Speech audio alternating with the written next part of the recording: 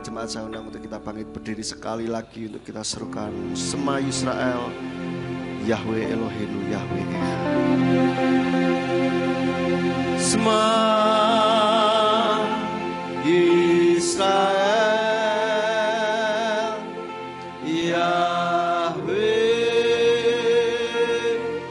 Eloheinu, Yahweh Echad. Shema Indonesia, Shema Indonesia, Yahweh Eloheinu, Yahweh Echad. Shema Ambarawa, Shema Ambarawa, Yahweh Eloheinu,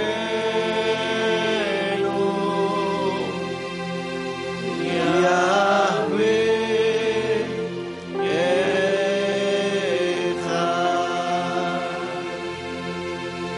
Baruch Shem Kevod Malchuto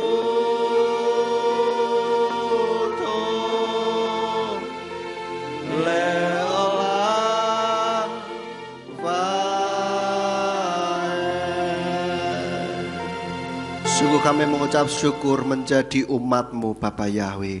Engkau sudah memilih kami sehingga kami boleh mengenal nama-Mu yang benar. Terima kasih buat kasih-Mu yang begitu besar yang Kau limpahkan bagi setiap kami ya Bapa. Dan biarlah setiap puji-pujian yang sudah kami naikkan ke hadirat-Mu itu boleh menyenangkan hati-Mu Bapa Yahweh. Sehingga kami semuanya yang hadir di tempat ini boleh dipulihkan kehidupan kami. Engkau bekerja di dalam setiap puji-pujian yang sudah kami naikkan ke hadirat-Mu. Karena Engkau bertahta dalam puji-pujian kami. Dan sehingga kami yang datang dengan sakit penyakit Tuhan memberikan kesembuhan ilahi bagi kami. Kami yang datang dengan kelemahan iman, Tuhan memberikan kekuatan yang baru. Kami yang datang dengan kebimbangan, Tuhan memberikan harapan yang baru. Kami yang datang dengan keputusasaan, Tuhan memberikan harapan yang baru bagi setiap kami. Sehingga kami boleh hidup di dalam kebenaran firman-Mu. Bahkan kami yang datang dengan kesedihan, Tuhan memberikan penghiburan bagi setiap kami. Terima kasih Bapa Yahweh. Kami percaya Tuhan terus bekerja di dalam kehidupan setiap kami. Dan tiba saatnya untuk kami boleh mendengarkan firman-Mu. Kiranya Tuhan urapi hamba-Mu, urapi setiap kami yang mendengarkan firman-Mu. Berikan hikmat bagi setiap kami, supaya kami boleh menangkap kebenaran firman-Mu sesuai dengan kebutuhan kami masing-masing ya Bapa. Dan kami berdoa, kiranya Tuhan memberkati benih firman yang akan kami dengar ini, supaya boleh menjadi call HL, menjadi suara-Mu yang berbicara secara pribadi bagi setiap kami, sehingga kehidupan kami boleh semakin hari semakin benar di hadapan-Mu. Terima kasih Bapa. Jika ada kuasa kegelapan yang berusaha untuk memalingkan alam pikiran kami dari firman-Mu, kami bersatu hati, kami tolak, kami usir di dalam nama Yeshua HaMasiah. Mari Tuhan kuasai tempat ini, kuasai peralatan kami pakai, supaya semuanya boleh berfungsi dengan baik. Dan sembunyikan hamba-Mu di balik kemuliaan nama Bapa Yahweh. Biarlah hanya nama-Mu saja yang ditinggikan dan dimuliakan. Terima kasih Bapa, hanya di dalam nama Yeshua HaMasiah kami sudah berdoa dan mengucap syukur. Haleluya, amin. Silakan duduk Bapak Ibu. Shalom. Haleluya. Bapak Ibu Saudara, pada pagi hari ini firman Tuhan saya beri judul Cermin Ajaib. Bapak Ibu tentu saja setiap hari bercermin. Ya, betul enggak? Ada yang hari ini belum bercermin? Tidak ada, karena sudah mandi pasti kalau sisiran, make up itu bercermin saudara ya. Nah cermin-cermin yang biasa kita lihat itu adalah cermin-cermin biasa. Tapi pernahkah Bapak Ibu Saudara melihat cermin ajaib saudara? Cermin ajaib, cermin yang bukan biasa-biasa saja. Oh pernah katanya mungkin ya kan? Di film kartun ya kan? Ada film kartun itu ya, ada cermin ajaib. Biasanya sang ratu mengatakan mirror mirror on the wall atau cermin-cermin di dinding. Siapakah yang paling cantik di dalam dunia ini? Lalu cerminnya berkata, oh tentu saja tuanku putri, kan begitu. Lalu siapakah yang paling berkuasa di muka bumi ini, yang paling hebat? Oh tentu saja tuanku raja, kan begitu. Nah Bapak Ibu Saudara, cermin ajaib ini bisa berbicara saudara ya. Namun saya mau ajak kita membicarakan sebuah cermin, bukan cermin yang model film kartun yang barusan saya ceritakan, mirror mirror on the wall. Bukan, tetapi ada sebuah cermin yang betul-betul luar biasa yang bisa membuat kehidupan kita semakin hari semakin baik. Membuat ketika kita bercermin di depannya, membuat kita ngerti bahwa oh, di sini salah saya, di sini yang kurang baik dan bagaimana seharusnya. Cermin ajaib ini tidak hanya membuat kita bisa melihat diri kita dengan baik, dengan apa adanya, ya kalau kita cermin kan memang apa adanya begitu kan. Tetapi juga cermin ini yang ajaibnya adalah membuat kita, hidup kita semakin baik. Bagaimana caranya itu bisa ditunjukkan kepada kita, gitu loh saudara. Tinggal kita bagaimana bisa menggunakan cermin ajaib ini. Dan seharusnya sebagai seorang Kristen, sebagai seorang anak Bapa Yahweh, maka kita harusnya sering-seringlah bercermin di depan cermin ajaib kita ini. Apa itu cermin ajaib? Kita lihat dulu ayatnya. Di dalam Yakobus 1 ayat 22 sampai 25. Yakobus 1 ayat 22 sampai 25 saya bacakan. Dan jadilah pelaku firman dan bukan hanya pendengar yang menipu diri sendiri. Sebab jika seseorang menjadi pendengar firman tetapi bukan pelaku, ia ini telah menjadi seperti orang yang mengamati wajah aslinya pada sebuah cermin. Karena dia mengamati dirinya, tetapi setelah pergi maka dia segera melupakan seperti apakah dirinya. Namun dia yang melakukan penyelidikan terhadap Torah yang sempurna mengenai kemerdekaan dan yang terus bertekun, dia bukanlah orang yang menjadi pendengar yang pelupa, tetapi seorang pelaku perbuatan. Dia akan menjadi orang yang berbahagia dalam perbuatannya. Bapak Ibu Saudara, tentu saja dari ayat-ayat yang kita baca ini saudara tahu maksud saya. Cermin ajaib kita itu apa Bapak Ibu? Firman Tuhan, luar biasa sekali. Jadi inilah cermin ajaib kita. Cermin bukan sembarang cermin saudara ya. Cermin yang tidak akan bisa dipecah. Cermin yang selalu bisa kita bawa-bawa kemana. Dan cermin yang bisa melihat sampai ke kepribadian kita, sampai ke dasar hati kita. Firman-Nya mengatakan bahwa bisa membedakan antara, memisahkan antara jiwa dan roh saudara. Sehingga inilah yang menjadi cermin ajaib kita yang harusnya kita gunakan. Kalau saudara punya sesuatu yang ajaib, tapi saudara nggak pernah gunakan, itu eman-eman saudara, rugi saudara. Saudara punya anggap saja tongkat ajaib, kalau mau apa-apa tinggal ting, ya kan. Saudara pasti akan terus gunakan itu, betul enggak? Ya kan? Kalau saudara nggak gunakan itu eman-eman gitu. Kenapa? Dengan sesuatu yang ajaib ini kita bisa mempunyai atau kehidupan kita ini bisa berubah, tidak menjadi biasa-biasa saja. Maka dari itulah saya dorong untuk setiap kita, mari kita bersama-sama menggunakan cermin ajaib kita. Dan sebelumnya kita bisa lihat dulu, apa saja yang bisa dilakukan oleh cermin ajaib kita ini saudara. Apa saja yang bisa dilakukan oleh cermin ajaib kita. Saya daftar ada 4, tapi mungkin ada lebih lagi dari itu, cuman saya sampaikan 4 saja. Yang pertama, cermin ajaib kita ini bisa menerangi jalan kehidupan kita. bukan secara fisik tentu saja, tetapi secara rohani, secara spiritual, cermin kita ini bisa menerangi. Mana ada cermin yang bisa jadi senter, jadi sentolop, saudara. Tetapi cermin kita, cermin ajaib ini bisa menerangi jalan-jalan kita.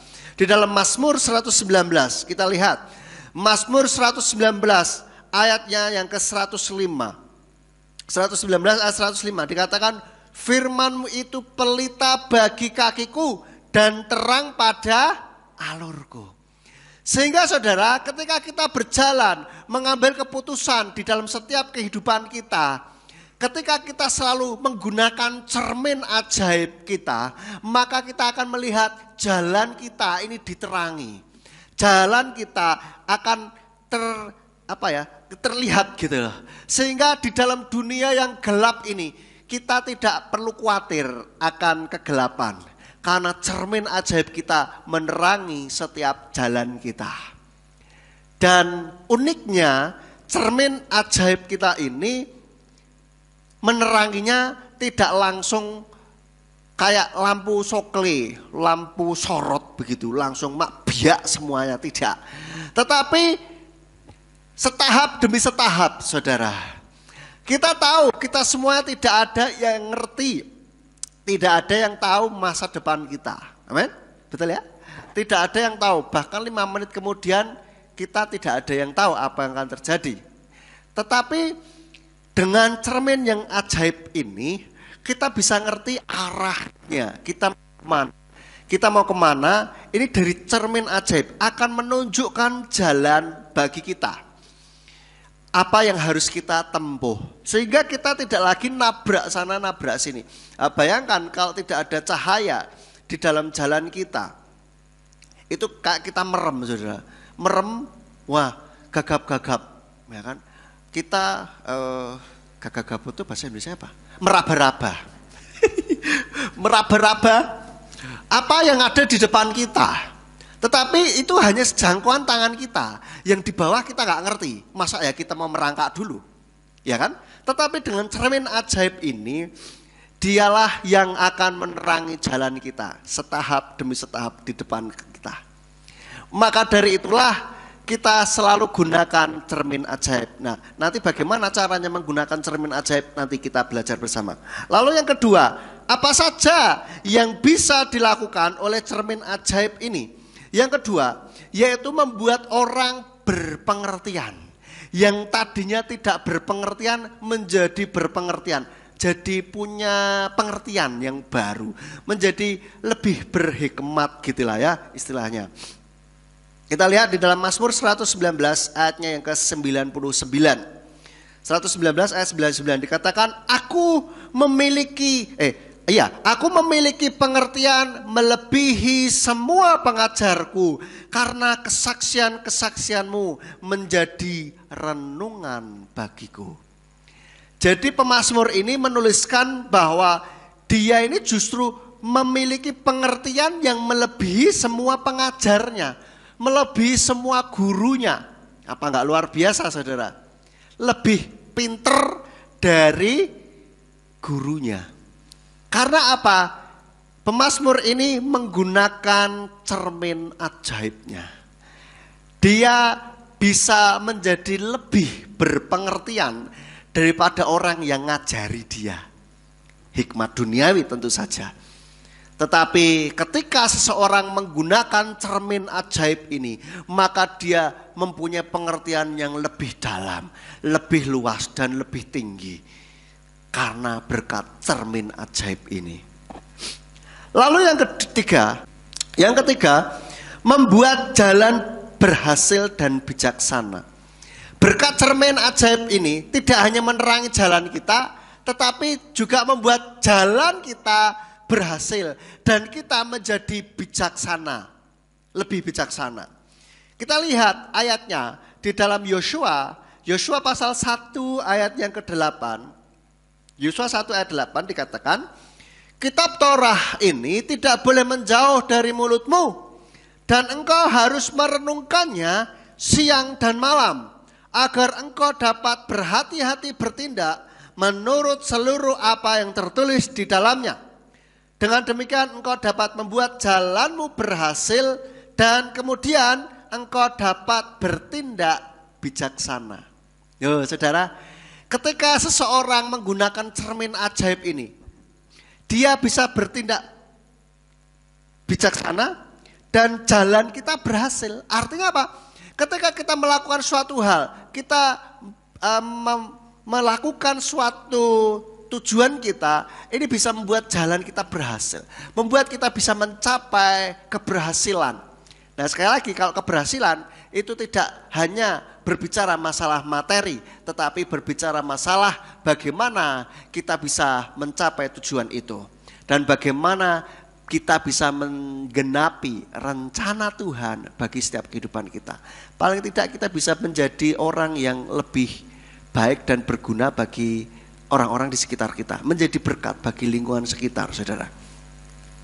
Ini, ketika cermin ajaib ini kita gunakan dengan baik, tentu saja kita semua mau berhasil di dalam jalan kita, amin. Tentu saja tidak ada yang pengen gagal, meskipun juga kita juga jangan takut gagal juga, gitu kan.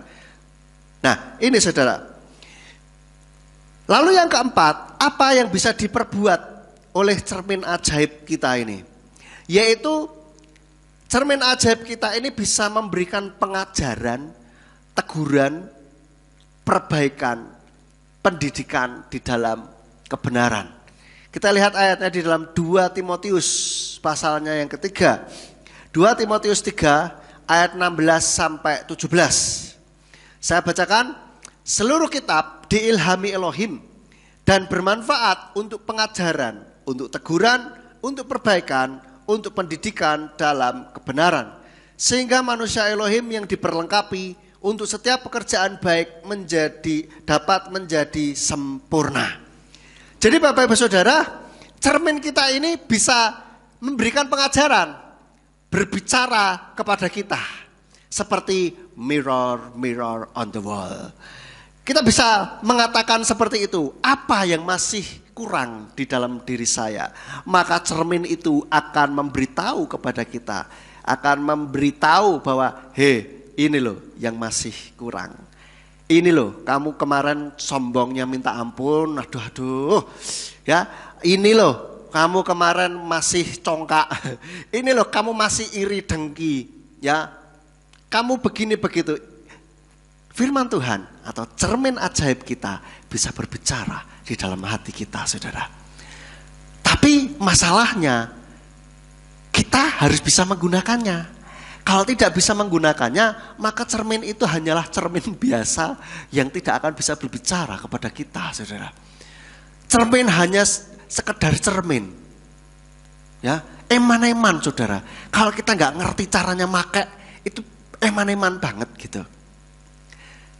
Maka dari itulah kita harus bisa memakainya, cermin ajaib kita ini demi kebaikan kita, supaya jalan kita berhasil, supaya kehidupan kita semakin baik, jiwa kita, hati kita semakin hari semakin baik, karakter kita terus diubahkan. Ini kan ditegur, perbaikan, ya kan, untuk pendidikan di dalam kebenaran, supaya kita ini hidup terus di dalam kebenaran firman Tuhan dari hari lepas hari. Amin. Tidak dituntut langsung jadi orang suci, wah, jadi santo dan santa begitu. Tidak, saudara. Tetapi paling tidak ada sebuah perubahan dalam kehidupan kita dari hari lepas hari. Oleh karena itu selalu saya katakan, ketika saudara atau orang-orang Kristen seringkali pergi ke gereja setiap hari Minggu maksudnya, atau setiap hari Jumat, atau bahkan setiap hari sekalipun, bahkan mengaku sebagai orang Kristen di dalam kandungan, dari sejak kandungan sudah Kristen. Tetapi kalau tidak ada perubahan di dalam kehidupannya, maka saya mempertanyakan, terus selama ini ke gereja itu ngapain saja? Absen. Di mana absen? Lah, ngapain? Titip absen aja po. Emang kuliah. Dulu zaman saya kuliah ada yang titip absen, saudara. Atau kalau zaman sekarang mungkin lebih canggih pakai fingerprint atau apa, jadi nggak bisa titip absen. Jadi saudara, kalau kita setiap minggu kita ke gereja, tetapi tidak ada perubahan sedikit pun di dalam kehidupan kita, itu perlu dipertanyakan. Selama ini ngapain ke gereja? Selama ini baca firman ngapain gitu? Apa fungsinya? Kalau kita tidak ada perubahan, dulu ngamuan, sekarang masih ngamuan. Tambah ngamuan pisan, wah repot saudara. Dulu utang orang bayar, sekarang tambah orang bayar. Nah ditagih.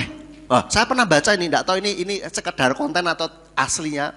Ini saya baca, itu ada orang posting gambar screenshot HP begitu ya, ditagih utangnya. Selamat pagi Mbak, apa kabar? Terus, wah ini dijawab ya, wah ini pasti mau nagih utang. Seharusnya malu loh, malah nuduh malu seharusnya. Ya apa sih? Justru yang malu itu siapa? Yang ditagih harusnya malu. Kenapa harus ditagih kan begitu? Malah ini malah balik kan. Harusnya malu. Wah, hanya uang seberapa saja ditagih. Kan hidupnya sudah berkecukupan. Uang segitu terus ditagih sampai ngemis. Loh, ya apa? Malah ngonek ngemis ya apa saudara? Kan aduh, ini dibalik-balik gitu kan aneh gitu loh. Hanya uang 6 juta saja katanya. Berarti dia utang 6 juta saudara. Hanya utang 6 juta saja dikejar-kejar. Harusnya malu, udah hidup berkecukupan masih ngejar uang segitu katanya.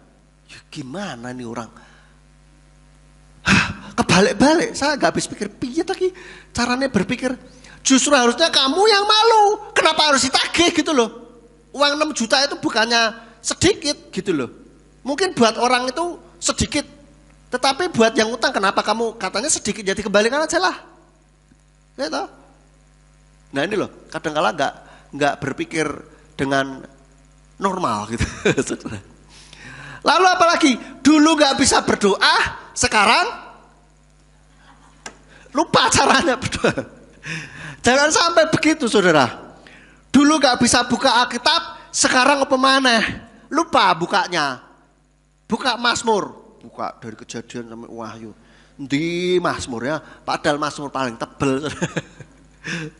Lah apalagi nek suruh buka kitab Yudas. Ono ya kitab Yudas ya. Baru denger, repot Saudara. Oke? Harusnya kita punya cermin ajaib dan kita ngakunya jadi anak Bapa Yahweh, harusnya ada sebuah perubahan di dalam karakter kita.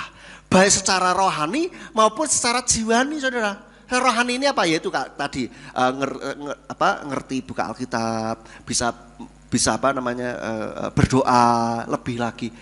Bukan berarti terus dulunya hanya berdoa 1 menit terus sekarang sudah puluhan tahun, belasan tahunan ke gereja menjadi doanya jadi 10-15 menit, setengah jam, 1 jam. Tidak begitu juga, tapi paling tidak kita bisa berdoa, menjalin hubungan dengan Tuhan, begitu loh Saudara. Ya. Harus adanya sebuah perubahan. Nah secara jiwanya yaitu yang tadinya ngamuan jadi lebih sabar. Harus ada karakter yang baik yang terus tumbuh gitu. Yang tadinya murungan jadi kita bisa lebih bersukacita. Menghasilkan ada buah-buah roh di sana. Kasih, sukacita, damai sejahtera, kelemah lembutan. Gitu loh. Dulunya kasar, sekarang ya lebih lembut dong. Gitu loh. Dulunya orang kenanan, kaku banget. Sekarang lebih fleksibel dong, gitu loh. Artinya apa? Hal-hal yang tidak baik itu terus dikikis, gitu loh. Kita terus memperbaiki supaya menjadi semakin hari semakin menjadi baik, gitu. Saya ngomong begini bukan berarti saya jadi baik, Saudara. Sudah baik, no. Saya juga terus, kalau Saudara mau perhatikan banyak jeleknya juga saya, gitu loh. Maka dari itu ini bareng-bareng sama-sama untuk kita belajar menuju ke kesempurnaan. Menjadi seperti Hamasyah. Kalau kita sudah menjadi seperti Hamasyah, kita didapatinya sudah cantik menjadi mempelainya Hamasyah, Saudara. Karena kita nggak ngerti kapan Yesus akan datang, oleh karena itu kita siap-siap saja. Siap-siap diri kita, Saudara. Mempelai kita mau datang, tandanya sudah jelas. Lah kapannya itu belum tahu kita. Tinggal kita siap-siap saja. Tanda-tanda sudah menyertai. Kalau Pak Presiden mau datang saja tanda-tandanya sudah menyertai, betul enggak? Sehari sebelumnya itu sudah Pas Pampres sudah melakukan sterilisasi. Sniper sudah siap-siap di kejauhan. di sekitar lokasi, di steril, tidak ada senjata tajam maupun senjata api yang boleh masuk daerah itu. Apalagi ini Tuhan mau datang, bumi gonjang-ganjing, langit kelap-kelap, saudara. Sudah siap, mereka sudah gonjang-ganjing semua, saudara. Persiapan gitu loh. Nah tinggal dernya kapan itu, tinggal tunggu waktunya. Oke? Sekarang pertanyaannya, terus piye? Lah ya, wes, oke, sudah tahu apa yang diperbuat dan bagaimana kita harusnya. Sekarang bagaimana cara kita bisa menggunakan cermin ajaib ini? Bagaimana supaya kita bisa menggunakannya? Yang pertama, lakukan penyelidikan firman Tuhan. Seperti yang dikatakan di dalam Yakobus 1 ayat 25 tadi. Dikatakan, namun dia yang melakukan penyelidikan terhadap Torah yang sempurna mengenai kemerdekaan dan yang terus bertekun, dia bukanlah orang yang menjadi pendengar dan yang pelupa, tetapi seorang pelaku perbuatan. Dia akan menjadi orang yang berbahagia dalam perbuatannya. So, yang pertama, cara menggunakannya adalah kita melakukan penyelidikan terhadap Torah itu. Atau merenungkan firman Tuhan. Direnungkan itu begini, saudara ya.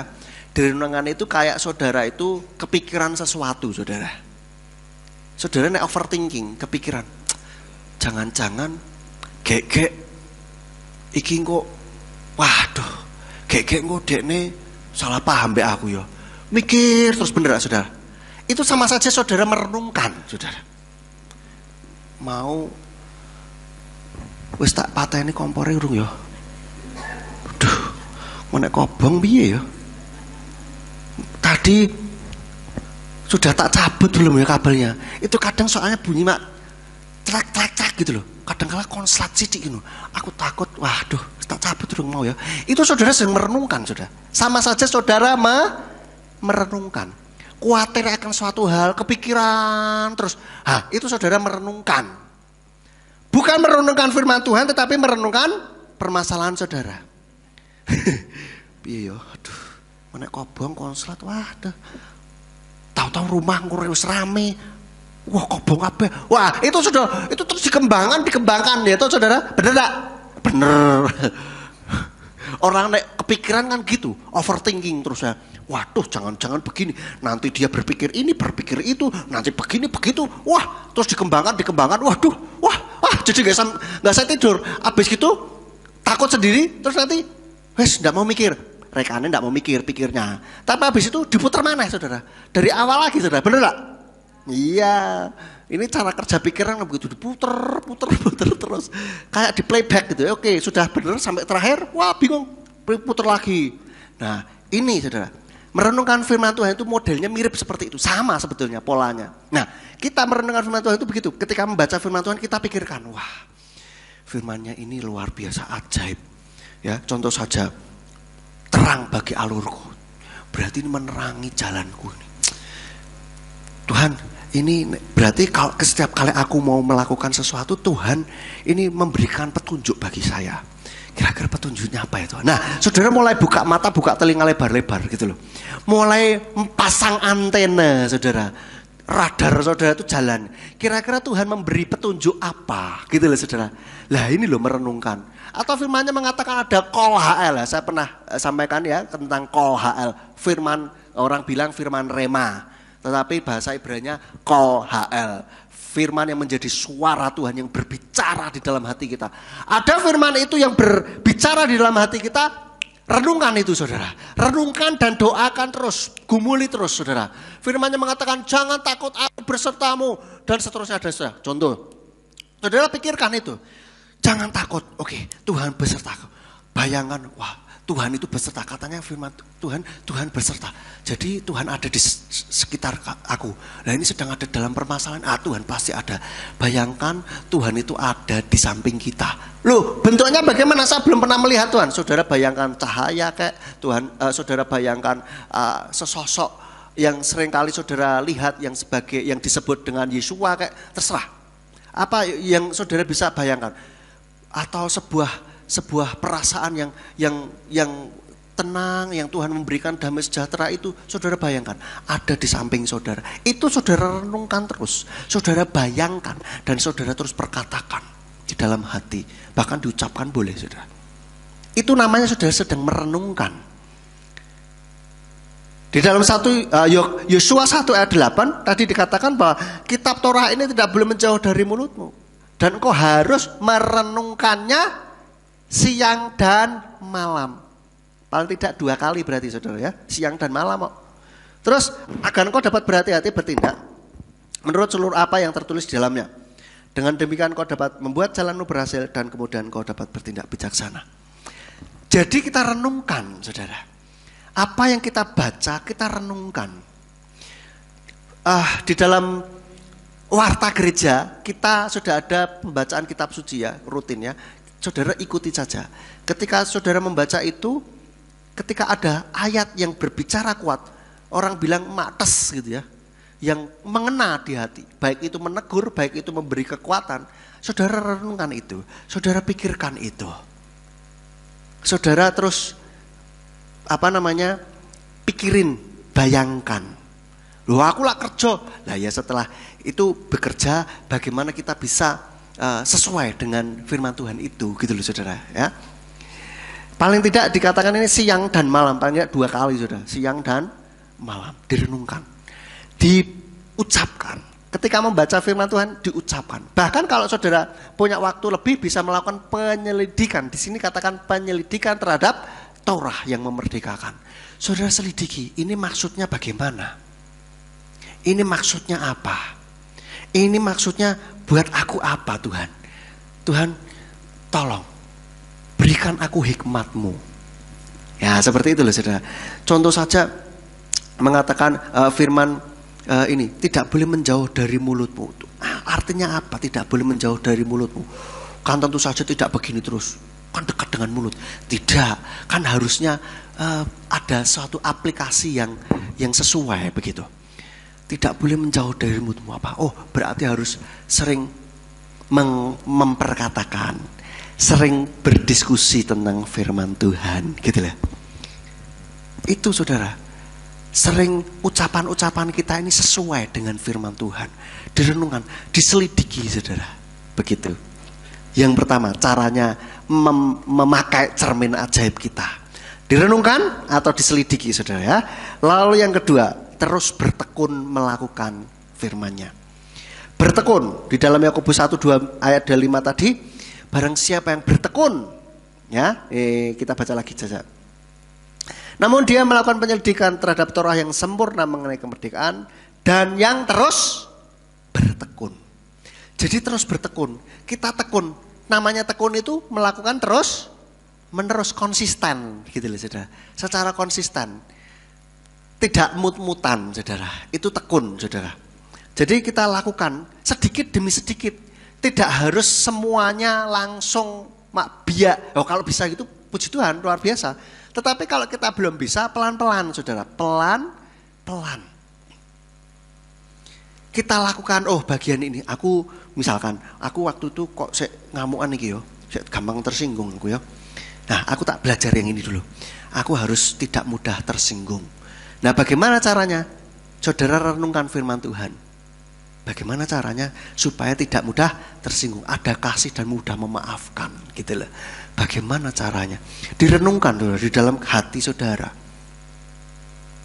Biar nggak sedikit-sedikit tersinggung, sedikit-sedikit tersinggung, mutung, sedikit-sedikit gak ke gereja, gesekan, tersinggung sama temennya, nggak sengaja padahal, nggak sengaja, guyon orang sengaja, kesenggol, bukan nangis, tersinggung, mutung, orangnya gereja, ditanyai kenapa, nggak apa-apa. Jangan gitulah saudara ya, itu saudara kayak itu kayak masih anak-anak gitu loh. Kayak generasi stroberi saudara. Stroberi itu kalau kegesek sedikit, gesekan sedikit, luka saudara. Jangan, oke? Itu kalau saya katakan seperti budaya zaman batu saudara. Sekarang zamannya AI kok. Zamannya canggih sekali. Maka jangan dipelihara yang mudah tersinggung. Nek ditanyai ora apa-apa. Jelas-jelas tersinggung kok ora apa-apa ki piye? Ya kan? Saudara, harus saudara bisa oke lah. Ya pertama mates to Mas. Kok ngene? Yo piye to? Loh iya oke lah, namanya orang kesenggol kan yo kroso juga gitu kan. Ibarat kena peso ya krosot juga gitu kan. Tapi harus cepat-cepat diobati. Harus kita bisa mengobati diri kita sendiri. Luar biasanya manusia diciptakan oleh Bapa Yahweh itu bisa ngobati diri sendiri. Baik secara tubuh maupun jiwa. Harusnya saudara. Ada orang yang bilang waktu itu yang bakal menyembuhkan. Biarkan aku menyendiri. Biar waktu yang menyembuhkan aku. Saudara saya kasih tahu bahwa waktu tidak bisa menyembuhkan luka batin seseorang. Tidak bisa. Yang bisa menyembuhkan adalah saudara sendiri dengan pertolongan dari Roh Kudus tentu saja. Ada orang mengatakan, saya kapan ya melihat ada postingan seseorang yang di entah di status apa dia apa saya lupa. Itu bilang begitu, saya tidak tahu siapa juga lupa. Itu ada yang mengatakan bahwa berikan kepada waktu. Waktu yang akan menyembuhkan. Saya bilang salah. Waktu tidak bisa menyembuhkan. Buktinya apa? Ada orang yang tersinggung, sakit hati dengan orang tuanya pada masa kecilnya. Sekarang masih sakit hati. Betul? Ada orang yang dulu sakit hati sama temannya. Sekarang bahkan jadi dendam dan akar pahit. Ada? Lebih parah. Itu tandanya waktu tidak bisa menyembuhkan. Kalau apa? Saudara tidak melakukan apapun terhadap luka itu. Maka dari itu saudara harus sering-seringlah melakukan cermin di depan saudara. Cermin ajaib ini. Cermin itulah yang akan menunjukkan saudara melakukan perjalanan di dalam diri saudara. Yang mengorek hati saudara. Karena yang tahu adalah saudara sendiri dan Tuhan. Nggak ada orang lain yang tahu. Bahkan suami istri saudara kadang-kadang nggak ngerti gitu lah. Betul nggak? Iya. Maka dari itulah saudara sering-seringlah melakukan perjalanan ke dalam diri dengan bercermin ini. Dengan firman Tuhan. Renungkan firman Tuhan. Cek diri kita. Ketika baca firman bukan diarahkan cerminnya kepada orang lain. Baca firman, wah cocok ini bedek nih. Tersinggungan toh. Ki kudune dia ki maca. Piye carane ben dia ngerti ya? Tak kirimi ayat iki piye? Nggak usah fokus ke orang lain saudara. Fokusnya ke diri kita gitu. Ini berbicara apa buat saya? Loh tapi kan ini bentuk perhatian saya. Itu urusannya dia sama Tuhan. Apalagi misalkan itu jemaat GPF Suara Kebenaran. Atau subscriber, YouTuber yang menonton, ngikutin khotbahnya GPF Suara Kebenaran Ambarawa. Dia harusnya ngerti. Ini kita selalu mengajak saudara semuanya untuk kita dewasa di dalam iman saudara ya. Maka dari itu saya dorong semuanya harus bisa mencek di dalam diri. Ketika membaca fokusnya kepada diri sendiri. Aku kira-kira kurangnya di mana? Sudah pas belum dengan firman Tuhan yang saya baca? Itu saudara. Itu membuat saudara akan terus bertumbuh. Lebih hari semakin terus bertumbuh. Begitu loh saudara. Ya, sehingga tidak jadi kanak-kanak rohani lagi. Lalu setahunan jadi orang Kristen masa masih kanak-kanak rohani terus, harus disuapin terus, harus harus disuapin. Kan sebaiknya harus bisa makan sendiri kan begitu saudara. Jemaat GPF Suara Kebenaran Ambarawa harus dewasa di dalam iman. Itu tekun sedikit demi sedikit memperbaiki sikap kita. Perbaiki sikap kita. Mana yang Tuhan ingatkan? Ayo yang ini. Pernah nggak saudara merasakan seperti itu? Wah kayak belum pernah. Nah, saudara coba pakai cermin ajaib kita ini. Baca firman Tuhan. Wah aku mudeng mas. Perhatikan pasti suatu saat ada ayat yang berbicara di dalam hati saudara. Pasti itu, saya jamin pasti. Lah aku ngikutin seminggu 2 minggu loh. Ayo terus bacalah, saudara. Pasti suatu saat itu akan berbicara kuat ke dalam hati kita, saudara. Paling tidak ketika saudara mendengarkan firman Tuhan, oh iya benar juga ya. Ada ayat yang mengena. Ambil itu dan renungkan itu, saudara. Itu artinya saudara sedang memakai cermin ajaib, saudara. Lalu yang ketiga, bersedia diubahkan. Hati kita ini bersedia diubahkan. Jangan bilang begini, aku kene wangi. Gelem ora gelem ya wis. Saya ini begini orangnya, dari sananya begitu. Loh, piye ta? Bukan berarti kita terus bukan berarti kita terus jadi pokoknya begini. No, saudara, kita harus ada hati kita bersedia untuk diubahkan dari hari lepas hari. Namanya orang tidak ada yang sempurna, saudara. Ya, ada eleknya, dan saudara jangan bangga dengan elek saudara. Aku ki ngene kok, encen wong iki ngene. Dengan bangganya. Loh, ayolah kita sama-sama memperbaiki diri kita, saudara, supaya dari hari lepas hari karakter kita diubahkan menjadi seperti Hamasiah. Amin. Begitu. Seperti Mazmur 26 ayat 2. Mazmur 26 ayat 2 dikatakan, ujilah aku ya Yahweh, dan buktikanlah aku, murnikanlah batinku dan hatiku. Biarlah kita sama-sama berteriak kepada Tuhan, ujilah aku Tuhan, buktikanlah aku, murnikanlah batinku dan hatiku. Biar hati kita ini terus digelontor dengan firman Tuhan ini, diterangi dengan firman Tuhan, sehingga hati dan batin kita itu bersih. Hati dan batin kita itu baik. Tidak ada kotoran-kotoran rohani. Tidak ada iri, dendam, dengki, dan sebagainya itu. Kesombongan kayak atau apapun. Tidak ada itu, saudara. Kita cek diri kita masing-masing. Termasuk yang ngomong, saudara. Termasuk saya cek juga, hati kita masihkah ada benih-benih atau ada sedikit sesuatu yang tidak berkenan di hadapan Tuhan. Kalau ada, bersama-sama minta ampun. Oh Tuhan, ya ampun, masih ada ya Tuhan, ampuni aku tidak boleh begini. Jadi kita sambil ngomong sama diri kita sendiri, saudara. Oh berarti harusnya begini ya. Nah, saudara ketika merenungkan itu, contoh saja ketika saudara merenungkan ketika ditegur tidak boleh sakit hatinan, ya kan.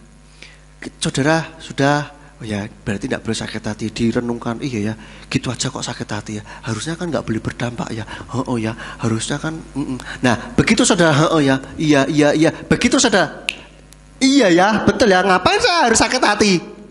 Saudara langsung pasang, saudara harus tandai, saudara harus ingat betul kondisi itu, berarti lain kali harus begini. Lain kali saya harus bersikap seperti apa, gitu loh saudara. Paham saudara? Ketika saudara ditegur itu terus, iya berarti lain kali nggak boleh marah dong, masa cuman gitu aja. Iya, ya wes, ya sudah, oke, lain kali santai baik, nggak usah diambil hati, gitu saudara. Karena di dalam perasaan yang kita rasakan ini adalah sebuah keputusan, saudara. Sebuah keputusan, bukan serta-merta otomatis saja, tetapi itu keputusan. Saudara mau merasakan, saudara mau meneruskan perasaan itu atau tidak. Saudara mau sakit hati atau tidak, itu keputusan saudara. Saudara mau marah atau tidak, itu keputusan saudara, saudara. Misalnya mau marah nih, jadi nggak perlu marah, wes ngapain marah? Iya, ya wis, nggak usah marah. Nek gitu, lain kali harus diam saja atau tarik nafas dalam aja. Nah, seperti itu. Oke. Nah, saudara tandai dan saudara ingat, oh berarti lain kali kalau mau marah dipikir dulu, tarik nafas dulu yang dalam. Nek meh miso, mau mengumpat, direm dulu. Baru ambil nafas. Mau keluar stop dulu. Saudara bisa ngomong sama mulut nih. Mulut berarti lain kali kalau aku misuh, tolong kamu yang menang yo. Kamu langsung ngerem ya. Gitu loh. Jadi ketika biasanya otomatis rasa itu saudara. Baru ambil napas, langsung direm. Saudara itu bisa dilakukan, bisa. Saudara ngomong sama diri sendiri, oke? Ya, siap. Ditengeri saudara, ditandai, diingat-ingat. Berarti lain kali begitu, diingat-ingat terus. Nanti suatu saat pasti saudara akan mendapati ketika saudara dalam hal ini mau meso, mau ngamuk, langsung, oh iya nggak boleh, stop. Tapi dia kurang ajar. Stop. Tarik nafas dalam. Tapi nggak bisa. Tarik nafas dalam. Terus saudara. Itu saudara. Itu kayak pertentangan di dalam diri saudara. Jadi kadang-kala ngamuk itu bukan karena setan. Jadi jangan sedikit-sedikit roh. Jangan sedikit-sedikit roh. Oh itu gara-gara setan ini yang merasuki aku. Saudara. Kadang-kala bukan setan. Makanya ada orang guyonan. Kasihan ya setan ya. Selalu jadi kambing hitam. Apa-apa setan, sing jelek-jelek setan gitu. Padahal mungkin setan bilang, kurang ajar, nganu aku setan, kamu nganu sendiri kok aku gak ngapa-ngapain. Bisa saja begitu saudara kadang-kala, yes. Saya katakan, loh bisa nggak setan mempengaruhi supaya marah? Ya bisa memang, tapi kadang-kala itu tuh setan gak ngelakuin apa-apa, meneng tok nonton gitu loh. Kitanya yang kelimpungan gitu loh. Ya, saya nggak belain setan loh saudara. Saya ngomong apa adanya loh. Oke. Yang keempat, yang terakhir, bagaimana kita bisa menggunakan cermin ajaib kita ini? Yang keempat yaitu mintalah pengertian dari Tuhan. Buka hati kita, Tuhan berikan pengertian. Minta sama Tuhan yang mempunyai cermin ajaib itu. Minta kepada Tuhan sebagai pabriknya cermin ajaib. Minta kunci jawaban istilahnya begitu. Nah kita lihat di dalam Mazmur 119. Mazmur 119 ayat 72 sampai 73. Mazmur 119 ayat 72 sampai 73 dikatakan, Torah dari mulutmu lebih baik bagiku daripada ribuan keping emas dan perak. Tanganmu telah menjadikan aku dan meneguhkan aku. Berilah aku pengertian untuk mempelajari perintah-perintahmu. Inilah saudara, biarlah kita mempunyai sikap hati yang seperti ini. Bahwa kita lebih mencintai firman Tuhan dan menginginkan pengertian dari Tuhan lebih lagi. Untuk kita bisa memahami kebenaran firman Tuhan. Kalau ada yang tidak mudeng nanti boleh tanya. Kita bersama-sama belajar saudara. Kita mempelajari kebenaran firman-Nya. Saya pun belajar saudara, ketika ada pertanyaan, ketika saya buat video itu, misalkan kemarin itu perbedaan antara Isa dan Yeshua, itu saya juga belajar saudara. Enggak hanya dari kata orang atau kebiasaan saja, saya baca, saya cek dari dua kitabnya. Lalu ada yang nanya juga ketika, loh kalau dari di silsilah Lukas itu dari silsilah Yeshua di kitab Lukas itu adalah dari garis Maria, kenapa di situ menyebutnya Yusuf, kok tidak Maria? Lalu kenapa ada nama Selah di situ? Sedangkan di kitab Kejadian kalau dicocokkan kok tidak ada, bedanya bagaimana? Lah itu saya pelajari lagi. Bukan berarti saya ahli, enggak, saya pelajari, saya cari tahu bagaimana kok bisa begitu. Dan ternyata tidak ada yang salah tetap. Saudara. Jadi terus minta pengertian dari Tuhan. Biarlah Tuhan memberikan pengertian yang baru dari firman-Nya, dari hari lepas hari, sehingga kita terus semakin hari semakin baik di hadapan Tuhan, begitu loh. Saya berdoa biarlah setiap kita diubahkan dari hari lepas hari oleh cermin ajaib ini. Firman Tuhan terus berbicara di dalam hati setiap kita, menumbuhkan iman kita, membuat kita terus semakin hari semakin dewasa, dan biarlah rencana Tuhan di dalam kehidupan kita ini boleh digenapi. Rencananya digenapi dari hari lepas hari setiap kita saudara. Dan nama Tuhan dimuliakan melalui setiap kehidupan kita. Sehingga kehidupan kita ini tidak sia-sia. Kita enggak hidup di dalam bumi ini tidak hanya sekedar hidup. Tapi kita membawa misi, yaitu memuliakan nama Bapa Yahweh. Amin. Amin buat firman Tuhan. Biarlah firman ini boleh menjadi Kol HL yang terus berbicara di dalam hati setiap kita, sehingga kita boleh terus melakukan kebenarannya dan nama Tuhan dimuliakan. Mari kita bangkit berdiri. Terima kasih Bapa Yahweh untuk kasih-Mu yang begitu besar bagi kami. Engkau rela mencurahkan darah-Mu, rela memecah-mecahkan tubuh-Mu bagi setiap kami, sehingga kami boleh diselamatkan masuk ke dalam kehidupan-Mu yang kekal, di dalam kerajaan-Mu yang mulia. Terima kasih Bapa Yahweh. Terima kasih.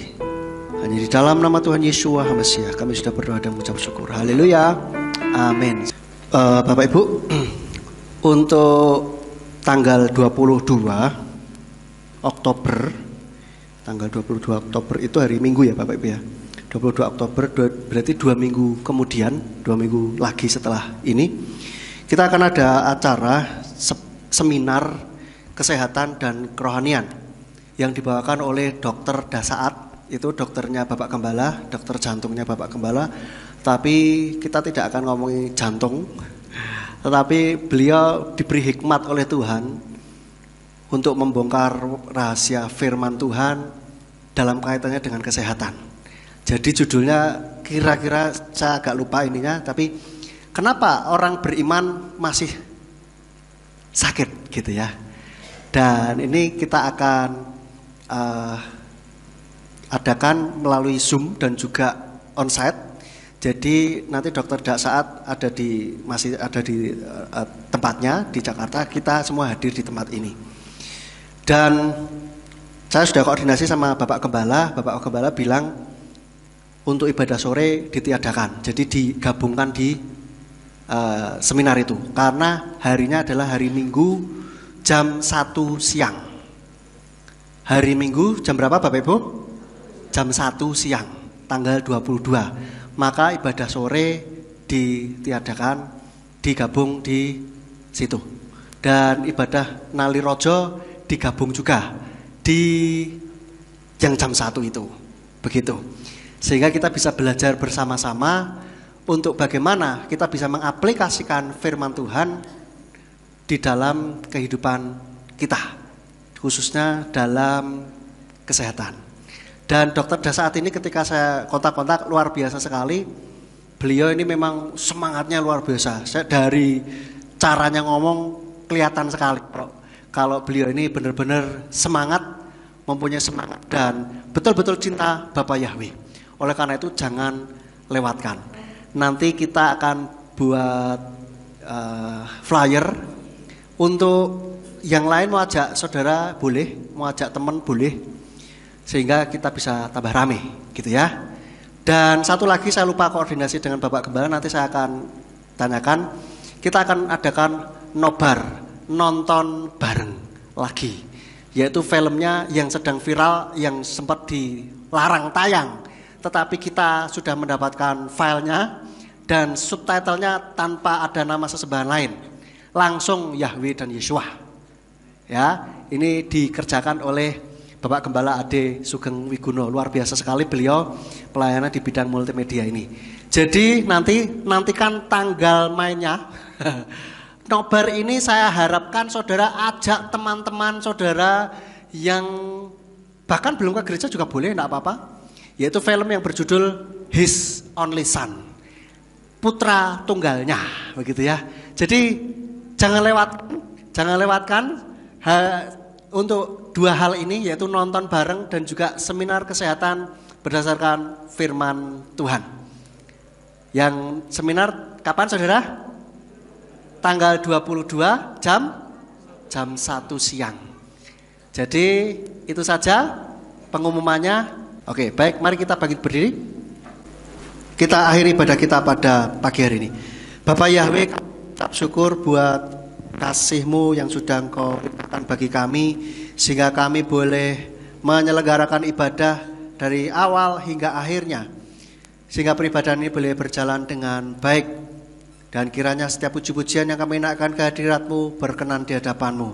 Setiap firman yang sudah kami dengar boleh tertanam, berakar, berbuah di dalam hati setiap kami, dan boleh kami lakukan dalam kehidupan kami sehari-hari. Dan Engkau memberkati setiap anak-anak-Mu yang sudah bertugas pada pagi hari ini.